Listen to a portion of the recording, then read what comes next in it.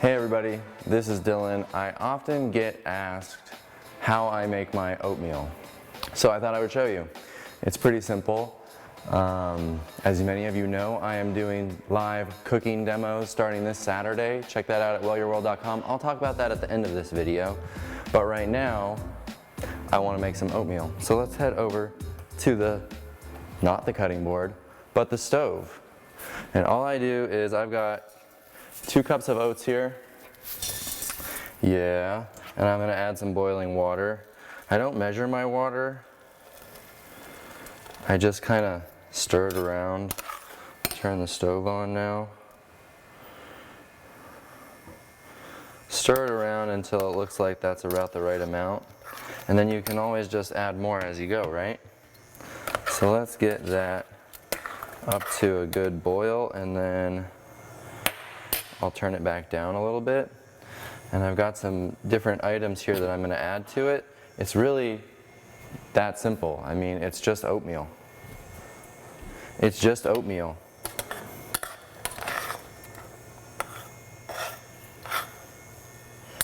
Okay, so we're at a pretty good boil, and I'm just going to turn it down to low because once you're boiling, it does not need very much to cook nicely. Well, a little higher than that.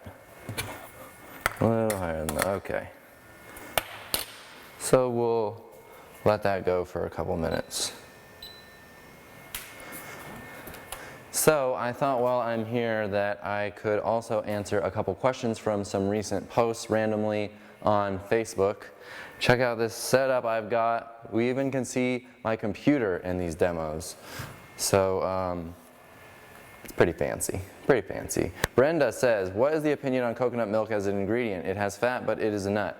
I made veggie masala with coconut milk, a special treat. I think that that would be probably fine. The only thing with coconut milk is that it has a lot more fat, right? So if you're trying to lose weight right now, then I would avoid coconut milk. But I think as, you know, I wouldn't cook it into every dish because it's, you know, high fat, high saturated fat, right? Coconut. But I don't think it's unhealthy to use it. It is a whole food, as whole food as we need it to be. So I would say that it would be fine. We don't use it very often here. We probably use it for a dish just like the one, like if I make a green curry, but it's not very often that we use it. It's definitely a special treat. So if you're using it as a special treat, I think that that is perfectly fine.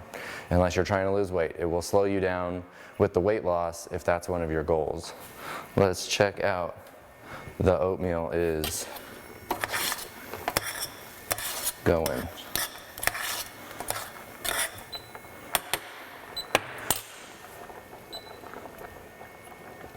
I'm gonna keep going, a little lower, all right. Okay, so another question we had was from Heather. Hey guys, thoughts on safety of switching to whole food plant-based diet at 33 weeks pregnant? I know the food is safe, I only worry about any potential detox, sickness, and or feeling even more miserable than 33 weeks pregnant in summer. Thanks in advance. As it were, I'm not an expert on pregnancy. I have not experienced it, so it's hard for me to say what that would be like. But I've always heard the doctors say in interviews, in their books, in person talking to them, that the healthiest pregnancies are whole food pregnancies, plant-based pregnancies. So to answer that question, I think it'd be perfectly safe, obviously, to have a plant-based pregnancy, but what would it be like switching in the middle of it? I'm not sure. I don't think I've heard the doctors talk about that. I'm not going to give you any kind of medical advice because that would be silly. I have no experience or knowledge to do so. So I would definitely talk to a plant-based doctor. There are a lot of doctors at True North. You can go to True North's website and you can contact them and ask for like a 1-hour phone consultation if it's something that you're concerned about. And they would be happy to just talk about what it would be like switching in the middle of pregnancy. So I hope that helps. What else do we have? Let's check the oatmeal again first. So at this point is when I probably start adding some things to it. So I like to take these are the green pumpkin seeds, and I'll just take like a handful of those. This was 2 cups of oats, so it's gonna be a big bowl of oats. Chia seeds, yeah. Again, I'll do, I don't know, what is that, a tablespoon or something? Let's do some cinnamon. I like cinnamon in my oatmeal. Optional. Ooh, that's kind of a lot. That's kind of a lot. How about a little bit of vanilla? I'll just pour in half a teaspoon or so. Let's start with that.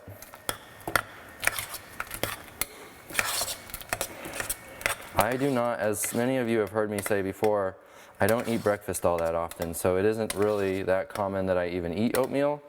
I've been trying to eat more oatmeal because I've been lifting weights and I want to eat more calories and put on muscle faster, stuff like that, but I just haven't been able to stick to it. There's some ground flaxseed, so that's just the way it goes. I'll eat it when I can and when I have the motivation to do so. I often think about it, like if I start working in the morning and I'm like, oh, I should eat some oatmeal right now, but I really don't want to go to the trouble because I'm not feeling hungry. So that makes it harder. Let's turn this back up a little bit. Walnuts. I just have like a handful of walnuts that I like. I like the crunch. I like the fat. So I do put nuts in addition to all of those seeds that you just saw me do. And then another one I'll do is when fruit goes on super sale, I will buy lots of little crates of the, berries usually is what I'm talking about, and I'll rinse them off, lay them on a cookie sheet, freeze them, and then I can actually, now that they're hard, I could vacuum seal them into vacuum bags, like with a food saver. I have a VacMaster, which is kind of a hardcore vacuum sealer because I'm doing all that freeze-dried stuff. And when I was doing the basil from the garden and freeze drying it and everything, so I had a bigger vac sealer. But you could vac seal frozen berries. You want it to be frozen because otherwise the vac seal is going to just smash them if they're soft still. So you pre-freeze them, you can suck them into a vacuum bag, and they'll keep for a really long time in the freezer without getting any kind of freezer burn. So that's pretty cool. Or you can do like what I did the last time, which is I just bought a ton of blueberries, put them in a bag, and froze them.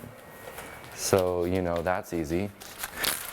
So I've got some frozen blueberries, and I'll just add them to the pot because then they'll have a second to soften right up. Okay. Let's give that a stir. That's looking pretty good.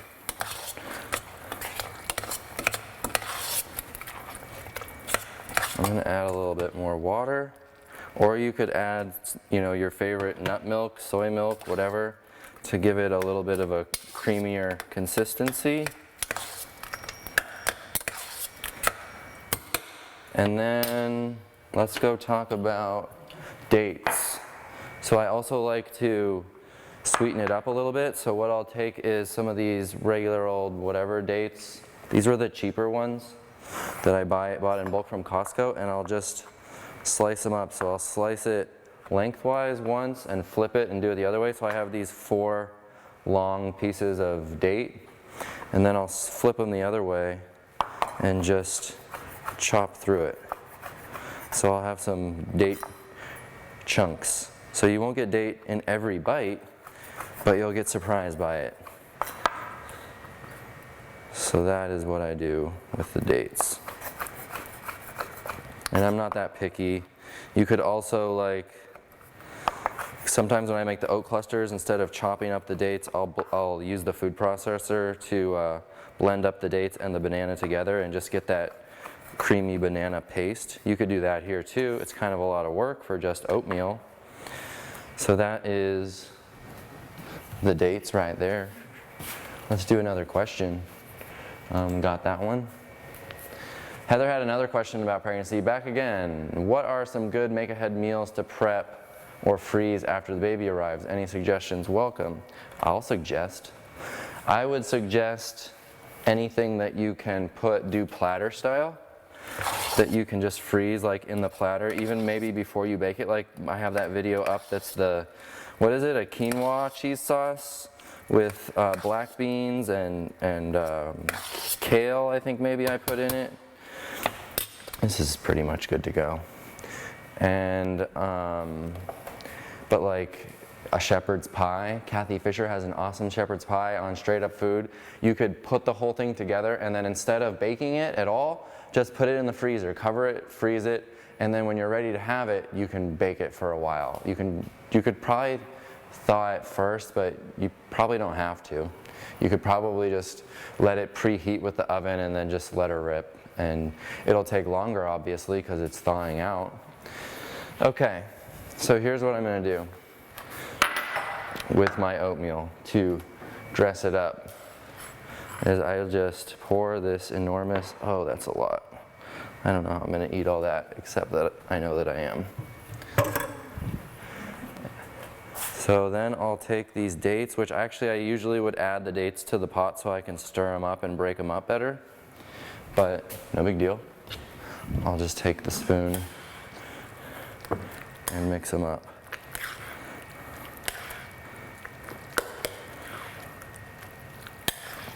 Yeah.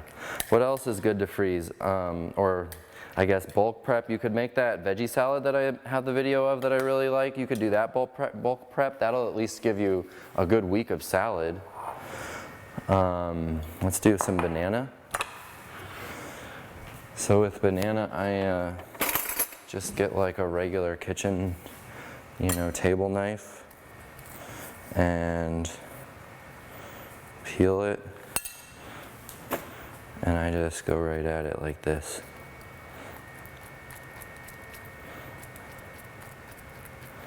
The soggier your banana, the sweeter it's going to be. So often I won't go to the trouble to do the dates because it requires more effort than what I'm doing here with the banana. So if I just have some bananas that are right about to go bad or get into oat cluster territory, I'll use those, and they sweeten the oatmeal up really nicely. Oh, that's a lot of banana, but I'm not going to leave a half a banana. Okay, hold on a second. Any kind of soups or stews you could probably freeze. Like you could do the some kind of a lentil soup or the veggie soup like I did on that last cooking demo. That could maybe freeze. I don't know. I've never frozen it before. Okay, last ingredient. Check out these freeze-dried strawberries. I love to do, like, if I'm not doing oatmeal and I'm extra lazy, I'll do this, one ingredient. What is this one? Puffed rice. Sorry. Puffed rice. This is just rice. There's no anything added to it. So I'll do that with soy milk and then throw banana and these strawberries. I have this jar vacuum sealed to keep the strawberries fresh, but look at these. They just break apart. They're amazing. They're like Lucky Charms, And so I'll throw those, kind of crumble those on top here. Oh yeah. And that is how I make the oatmeal. And that will take me a while to eat. So I'll just spend my time eating that for a while. Let's do another question. Michael had shared his first post. He shared his starch blaster. I'm glad to finally have a name to a recipe I thought I invented. Well, you can take credit for it. I don't mind. You can. I'm sure that this has been invented by thousands of people because it's just lazy instant pot eating. Ground up carrots, celery with lentils, red lentils, black beans, chickpeas, green split peas, brown rice, and a ton of herbs and spices. You can see in the last picture with how much herbs I end up. Yeah, that is Starch Blaster. I love it. Thanks, Michael. Welcome to the group. Chrissy says, what do you all think about aquafaba as being part of a whole food diet? I make beans myself and save the cooking water to use in place of oil. For example, I parboil potatoes, cut them up, toss them in aquafaba, and put them in the air fryer. It helps crisp them up and keep them from drying out. I think a thank you is in order because I had never thought of doing that. It's perfectly healthy and whole food, plant-based to do so. It's just the water that you cooked beans with. And I often, in fact, when I take a jar of my home canned beans and pour them into the chili or whatever it is, I don't rinse the aquafaba off or remove it from the can. I put it right into the stew. So I've been doing that with all my beans, and there's nothing wrong with it. So have at it. And great idea. I would love to play around with some kind of oven potatoes where instead of using, because I've done them where you coat the potatoes with like flour and they're really good. What's his name? Brand New Vegan, Chuck, I think is his name. He had a recipe where you kind of cook the potatoes a little bit, shake them around with flour and spices, and then bake them after, and all of the smashed up potato edges get really nice and crunchy. I wonder if you could do that with something like aquafaba instead of using flour, because some people avoid flour. So that could be interesting as sort of a more of a crispy coating texture. Nice, nice. How about another one? Laura says, soy curls, do we like them? Are they very processed? Are they expensive? Soy curls are kind of expensive, aren't they? I bought a big bulk box one time, like well over a year ago, and it has lasted me, because I don't eat them very much, but these are soy curls, for those of you who don't know. It is whole soybean, but it's been processed in that it's been cooked and then dried, and I don't know what the process is, but they make a point of saying that it is all of the parts of the soybean are still in the soy curl. But soy is a fattier bean, so it's an overt fat. So if you're working on weight loss, I would avoid soy curls. The problem with soy curls is they have such a meaty texture that people tend to use them like they used to use meat. And soy curls should be eaten more as a condiment. So I will take a little handful, like what is that, a quarter cup, and throw them into my starch blaster that, like Michael, we were just talking about. I'll put that into the Instant Pot with all the starches to give it a little bit of richer flavor. But I will not like make fajitas out of soy curls, because now you're just eating a whole meal of tofu or a whole meal of soy.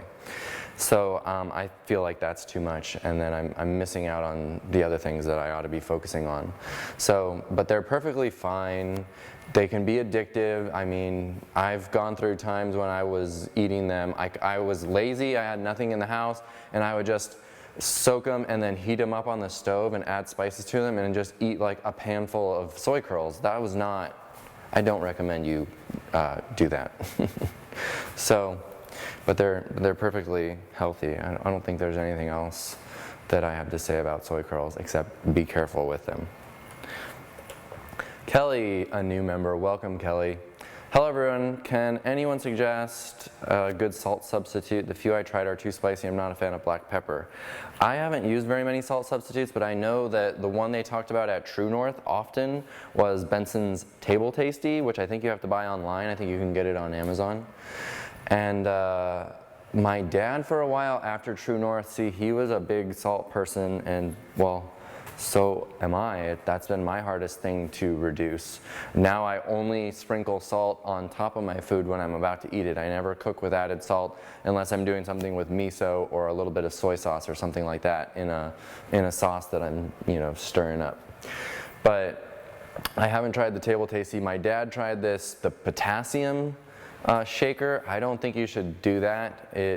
It was a weird taste, and I think he was using it a lot, and I don't remember what issue he had, but he decided that it probably wasn't best for him, and I think he switched to Benson's Table Tasty, which instead of it being more a chemistry experiment, it's actually a mixture of herbs and spices and nutritional yeast is in there that just add flavor instead of trying to trick you into thinking you're eating salt. Because at the end of the day, if you're going to eliminate salt, just you give it time and eventually you won't need it. When it gets hard is if you go out to eat and you have something, even if it's oil-free, it's usually very much salt.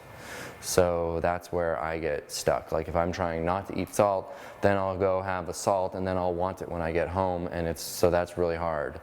So anyway, that's one substitute. If anybody knows others, please comment and help Kelly out. Do we have any others? I think that was the last question. Okay. So that is it. That is oatmeal. I'm gonna sit down and eat this. And the other thing I could show you is check out wellyourworld.com. We're doing the first cooking demo. Here's all the info at wellyourworld.com. Doesn't that look nice? Anyway, check it out. Join us Saturday for the live cooking demo. We're going to be doing a whole taco bar. My family's coming over for dinner, so I'm using what I cook in our demo for my own dinner on Saturday night. I don't know if we'll have time to make absolutely everything that I would put in a taco bar, like pico you know how to make already, salsa, but I'm going to do a couple types of taco filling. One's going to be like a sliced up mushroom to give it a nice chewy filling, and then another one will be a little bit starchier with either lentils or quinoa or millet or something like that to give you a little more calorie density and another option. I will use tortillas, but we'll also talk about doing like burrito bowl style taco bar, because for anyone that's just avoiding any kind of flour products. And we're going to talk about social pressure. So I want people to ask questions about social pressure or tell me some of the challenges that you've run into, some of those very common annoying questions that we whole food, plant-based, oil-free, etc. eaters get. And so that's the scoop. That's what we're going to be doing on Saturday. And then that video, if you can't attend live, will be available for any of the people that are subscribed through Well Your World site as a replay as well. So, pretty cool setup. I did this video to sort of show off all of my camera angles that I can do that have the computer, slideshow style. You know, that is all. I'll see you soon. Thanks for watching. Keep asking great questions in the group. Bye.